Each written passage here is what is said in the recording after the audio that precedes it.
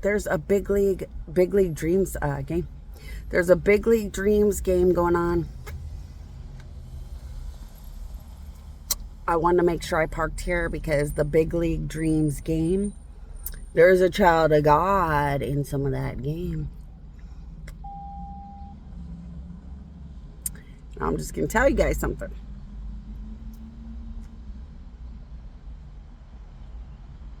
That big league dreams game right now, if you guys were ever in love with the Broncos, when the Broncos were Guess Jeans, Cabbage Patch, Doll, Invincible, reflect on the game when you get home. Reflect on the details of the game when you get home. And you'll know which one's a child of God, living off the power of God, doing very invincibly. But the team overall is not great morals. The team overall is not great people overall with like superior morals where like the whole team is that untouchable. So there's a child of God, he's going to be invincible. But was the rest of the game that invisible? No, probably not. So who really wins? Well, now it's just anybody's guess. Could one child of God carry the whole game? Nah, I don't know about all that. But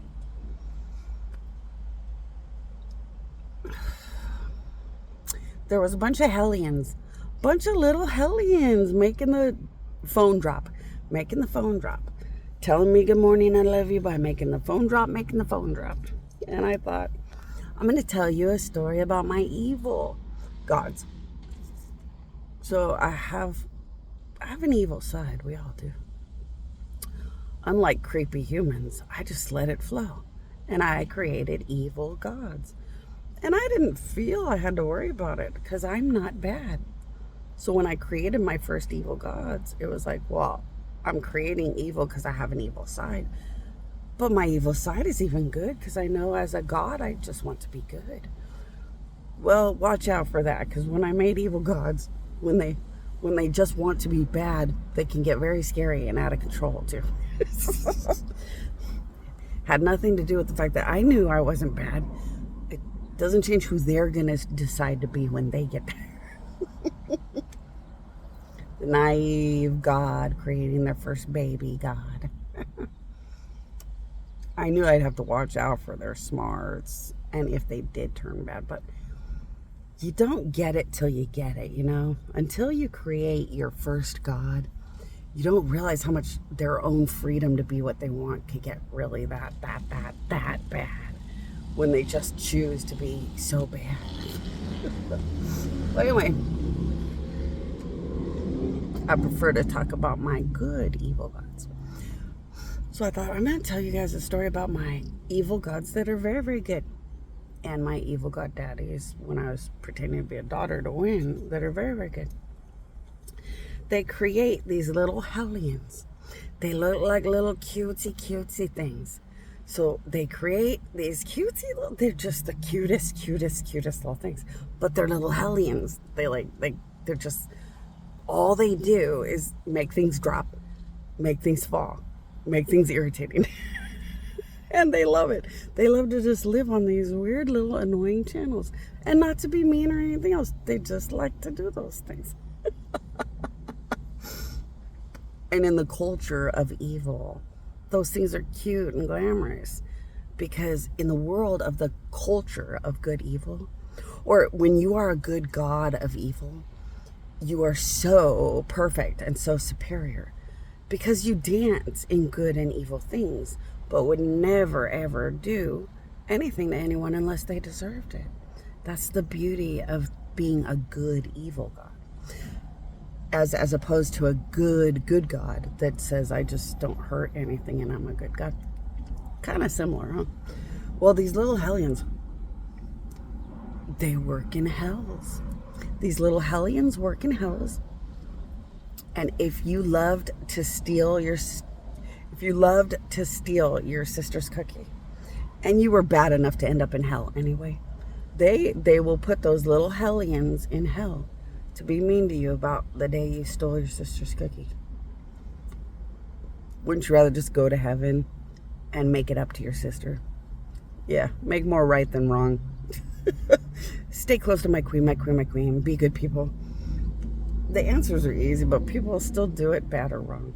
So if you end up too bad and end up in hell, that's some of the weird stuff that happens. Little things created by God will hash out all the bad things that you did your whole existence. It's weird, but it happens. Now to the owner of Dutch Brothers. The owner of Dutch Brothers makes good coffee, but nothing ever works right. That's his mentality.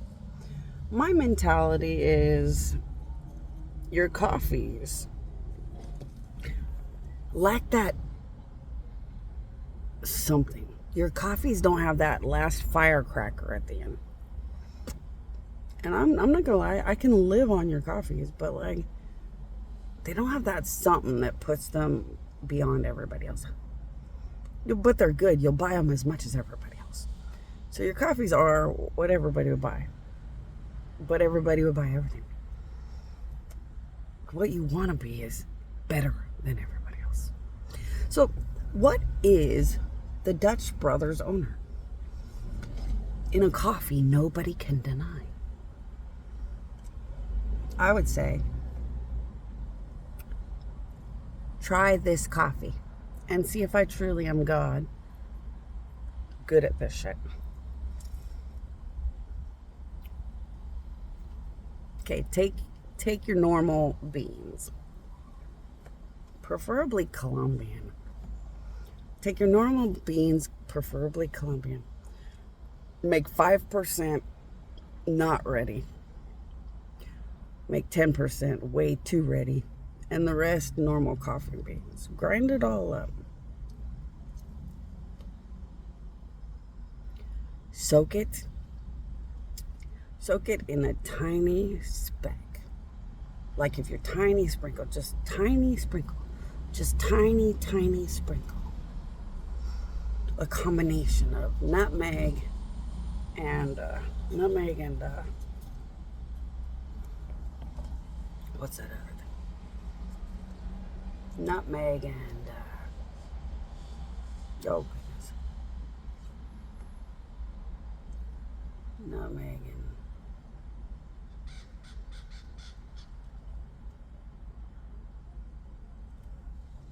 fresh licorice.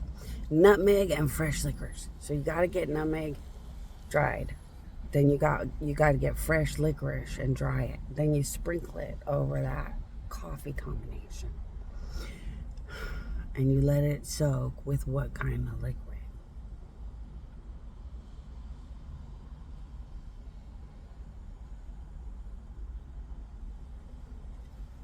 A little bit of juice from flowers. So the way sometimes birds, the way they go in and get that liquid from the inside of the flower, you'd want some of that liquid from inside of flowers.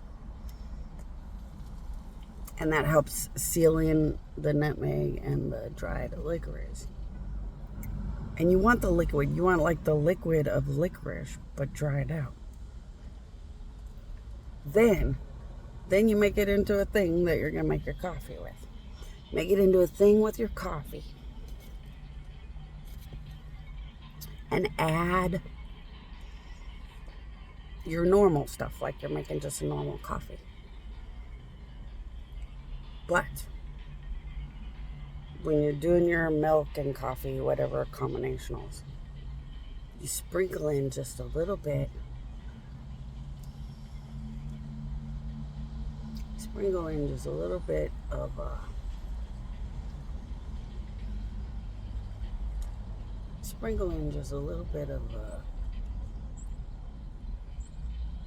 gosh darn, I know this one.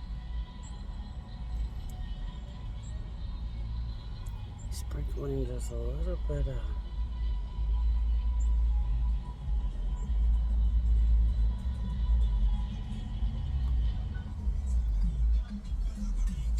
just a little bit of, I can't remember what it is, but it's that sugar. It's that brown sugary stuff that's sometimes in a big clump. It's like a brown sugary thing. I want you want to say honey, but it's not honey, and you want to say sugar, but it's not sugar. But it's like brown. It's like sugary stuff, and it's always in a brown clump.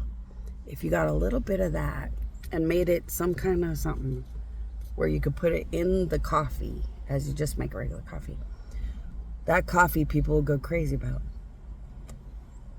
because that combination of earth stuff mixed with my powers and the combination of your heart and soul and your childhood, and people go crazy ape shit to get their hands on that coffee. So go try it out, and you're welcome. That would be a God freebie, because you're loving enough to just give me a nice day in my death. Go try it out. They'll go ape shit crazy. You'll make a ton of money. Way to go. Your coffees are good coffees. They're good coffees. People will live on them like all coffees, but they will live on them like all coffees. If you want to be the biggest and best, they don't stand out like that. They don't make people that crazy. But they are good coffees. But you're saying that you want to be bigger than what you are. Okay, the coffees don't blast that big that everybody would go to your location over every other location. See, people would go to your location because they're in the mood for that kind of coffee that you have. But they'd also go to Starbucks or Dunkin' Donuts or anywhere based on what kind of coffee they're in the mood for. Which means your coffees aren't that over the top that they would hit your location the most. So you'd want to work on that, because it seems to be important to you. Or, oh gosh, you'd want to work on that. Or if you really like the coffee that I made with my powers and using God and nature to bring the heart and soul of something to life, and then add powers to make it an invincible drink, then let me know. If your morals earn and deserve more, I'll give you more of those things. But also coffees that are just over the top, people can't live without, usually spiral you. If I'm going to make something, I like to have powers and add my powers. And I'd rather add your heart and soul in your childhood. Because, boy, you are a pretty amazing, monumental kid. And, boy, people would love to be able to drink that in a coffee. Talk about inspiration. And then, you don't always hire the best people. But there's not always the best people in the areas to hire. So I guess the only advice I could give you is make sure the management you hire, the timeless classic warning of everything, watch out for the management or the higher places you hire, because they'll hire what they like. And if they're no good, what they like is always no good.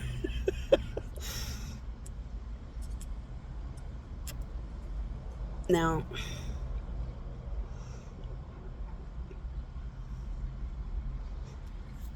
I hate to tell you this, because I know you probably deep down wouldn't want to know. But those two men that you like the most are just really good at kissing ass and are pretty much gross and worthless. Like a bad CEO, I hate to bring bad news, but when you ask me, I'm a god, I wouldn't lie. Good luck, buddy.